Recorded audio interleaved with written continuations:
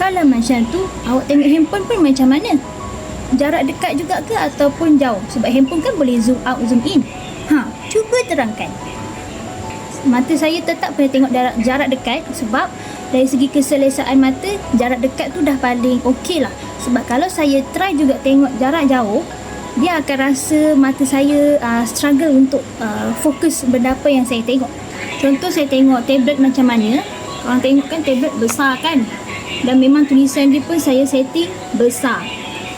Tapi disebabkan mata saya ni dia ada keselesaan tertentu, jarak dekat ialah jarak yang paling selamat untuk saya. Macam ni. Ya, macam tu. Saya akan tengok sedekat yang boleh sampai saya nampak. Walaupun tulisan dia dah besar. Sebab saya selesa macam tu dan saya pandang macam tu. Kalau saya tengok jadi jarak macam ni, nampak juga. Tapi saya akan macam, mata saya akan berpinar sikit macam, mana aku nak tengok ni? Macam, dia macam gitulah. Especially kalau application yang memang tulisan dia tu tak boleh setting dah tulisan dia macam, kalau setting besar pun tapi memang besar takat tu je, itu saya struggle akan tengok lah dan akan tengok macam ni.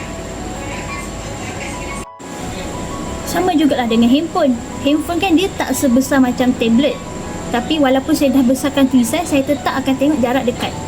Contoh macam ni, saya akan tengok macam ni. Memang akan saya tengok dekat sebab itu yang lebih selesa dengan mata saya. Kalau saya tengok jarak jauh, mata saya akan berpinar sikit, macam tercari-cari mana aku nak tengok. So better dan selamat macam ni.